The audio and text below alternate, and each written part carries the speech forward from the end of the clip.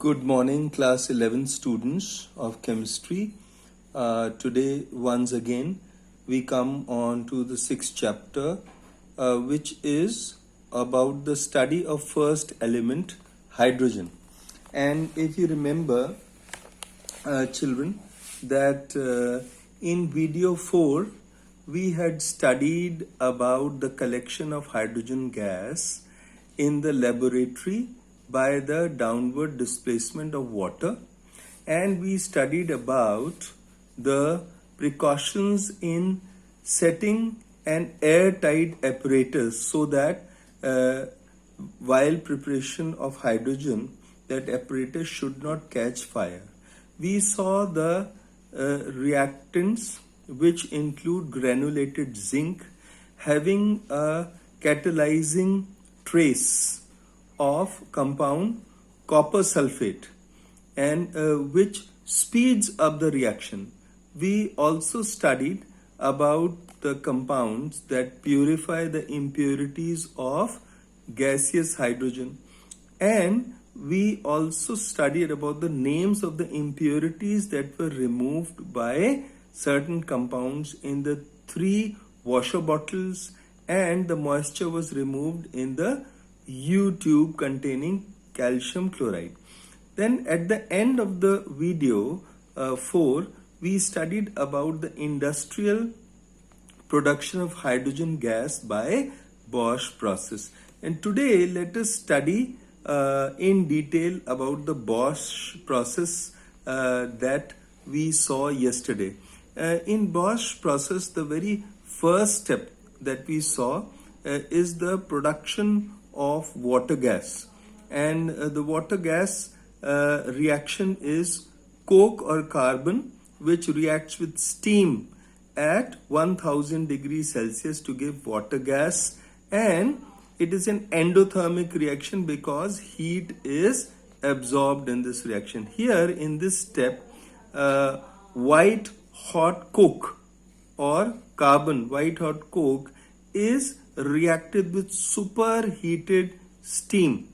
Here is superheated steam at a temperature of 1000 degree Celsius, and in the process steam is passed over white hot coke or carbon, and this takes place in a chamber called converter. Where does this reaction take place?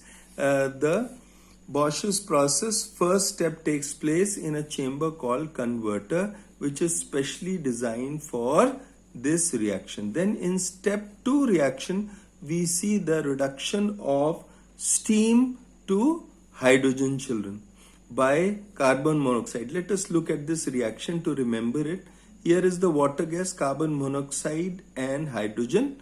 This is treated with excess of steam at 450 degrees Celsius to give carbon dioxide, hydrogen, and this is an exothermic reaction, so this shows giving out of energy. Then in step 2, we can see that the reactants are water gas, the excess steam. This reacts as 450 degrees Celsius temperature, and there are certain catalysts and promoters involved. Catalysts used are iron oxide catalyst, which is Fe2O3, and the promoter that is used is chromic oxide or Cr2O7 is utilized to help the catalyst iron oxide to speed up the reaction. Then we see that the process in the second step involves excess steam is mixed with water gas, and this is passed over a catalyst at elevated or raised temperatures of 450 degree Celsius. So we see that carbon monoxide is converted to carbon dioxide. You see here is carbon monoxide, and after this reaction this is converted to carbon dioxide, which is another impurity that has to be removed in the third step. In the third step, we see that the reaction is separation of carbon dioxide.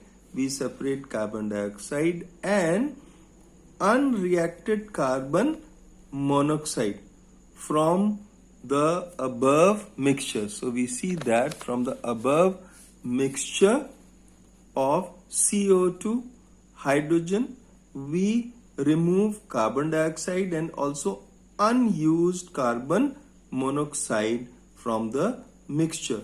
We see the process involves a removal of carbon dioxide by the method of dissolving mixture in water. So the mixture is dissolved in water under pressure of 30 atmospheres, or caustic potash solution is used. Here you can see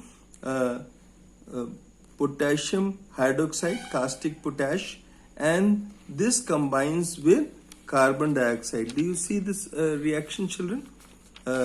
Caustic potash combines with carbon dioxide to give us potassium carbonate and water.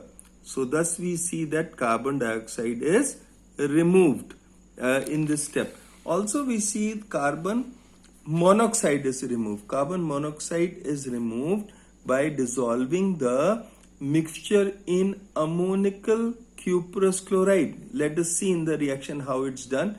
This is cuprous chloride. Do you see here, children? CuCl, cuprous chloride. Now in this we mix carbon dioxide, which is an impurity, with water. And what happens? Copper chloride, carbon monoxide, and two molecules of water, they are combined together, and this is removed by dissolving carbon monoxide in the mixture.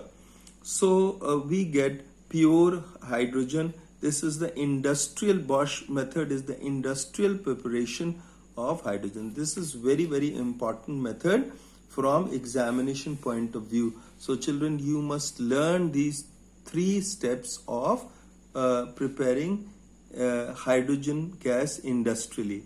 There are other industrial methods also by which we can prepare hydrogen. Like one of the methods is electrolysis of water, or another method is electrolysis of brine or NaCl solution, and another method is where calcium hydroxide is utilized with water to give hydrogen. Let us look at these methods one by one, children. By electrolysis of water, we see that acidified water or acidulated water is used, because pure water, it is a bad conductor of electricity. So when we use acidified water, we can electrolyze it by passing electric current. So here water is broken by electric current into its components hydrogen gas and oxygen gas. Thus we can get hydrogen in this is one of the industrial methods, by electrolysis.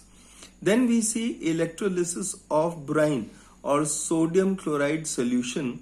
When we electrolyze this, very pure hydrogen is obtained as a byproduct during electrolysis of brine. Then children, let us see another method from the natural gas. Hydrogen is produced from natural gas. What does natural gas contain, children? Natural gas contains methane. So methane present in natural gas is reacted with steam, H2O. So when methane is reacted with steam in the presence of a catalyst, nickel catalyst, and the temperature is raised to 800 degree Celsius, we get carbon monoxide and hydrogen gas. Now this unreacted carbon dioxide is an impurity. and this is removed similarly as we had removed in the Bosch's process by uh, uh, by reacting it with copper chloride in the presence of water. So we can remove carbon monoxide impurity. Then we see another way of preparing hydrogen industrially is by reacting calcium hydroxide with water. And when we react calcium hydride with water, then it forms calcium hydroxide and hydrogen gas is released. So let's look at some of the important properties of hydrogen. Since we are manufacturing the gas hydrogen, let us look at some important properties of hydrogen. First of all, it is a colorless gas. When it is formed in the gas jar, no color appears. Then it is a odorless gas. That means it has got no smell. Then it is a tasteless gas. That means if we try to taste the hydrogen produced, then this gas has no taste. Then we see it's a non-poisonous gas. That means it doesn't cause toxicity, or it does not pollute the atmosphere, or it does not cause any suffocation if we breathe it. So hydrogen gas is a non-poisonous gas. Then we see that it is also the lightest known gas. Hydrogen gas is one of the lightest, it is the lightest known gas, which is 14.4 times less dense than air. In the atmosphere we have air, and hydrogen gas is so light that it is 14.4 times less dense than air. Then we see that very slightly soluble in water. Hydrogen gas is very slightly, negligibly slightly soluble in water. Then we see hydrogen gas is neutral to litmus. That means the hydrogen gas is neither acidic nor it is alkaline. So it is neutral to litmus paper. Then let us do some tests and see the uses of hydrogen, how hydrogen can be put to use, how hydrogen can be utilized in our day-to-day life, and what is the importance of hydrogen, how it can be used to benefit our life children. Tests of hydrogen, combustibility. Now pure hydrogen, it burns quietly in air. If the pure hydrogen is burned in air, it burns very quietly with a pale blue flame, forming water. In the atmosphere, if you burn hydrogen, it burns very quietly in air with a pale blue flame forming water. We can see the reaction: hydrogen, oxygen from atmosphere makes water or water vapor. Then we see another reaction of hydrogen air mixture. Hydrogen, when burns with a characteristic pop sound, there is an explosive mixture of hydrogen in air, and that produces a pop sound. So we can see the reaction of hydrogen with air. Then let us see some of the general uses to which hydrogen can be put to in our day-to-day life.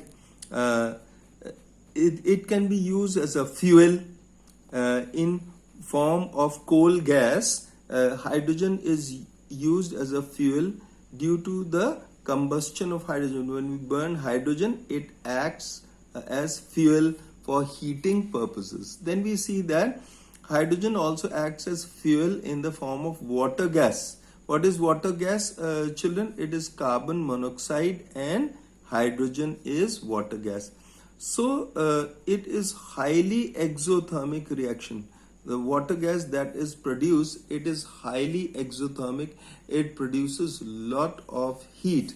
Then we see that as fuel we can also use liquid hydrogen, because it is a non-polluting fuel, and liquid hydrogen can be stored easily. So that is why it can be utilized as fuel. Then we also see that hydrogen can be used in meteorological balloons. In meteorological balloons, we can use hydrogen, children. It is used to study the weather conditions or the weather forecasts. As hydrogen is lighter than air, so the meteorological balloons can fly into the air, and the variations or the changes in weather conditions or temperature can be noted. But as hydrogen is a very inflammable gas, so now we have replaced the use of hydrogen by another gas, which is helium. Helium is being utilized as a substitution of hydrogen because hydrogen is highly inflammable, and because of the inflammable nature of hydrogen, the meteorological balloons can be burnt up. So we use helium. So children, tomorrow we will study some more uses, important uses of hydrogen in the next video. So wish you all the best. Have a good day. Thank you.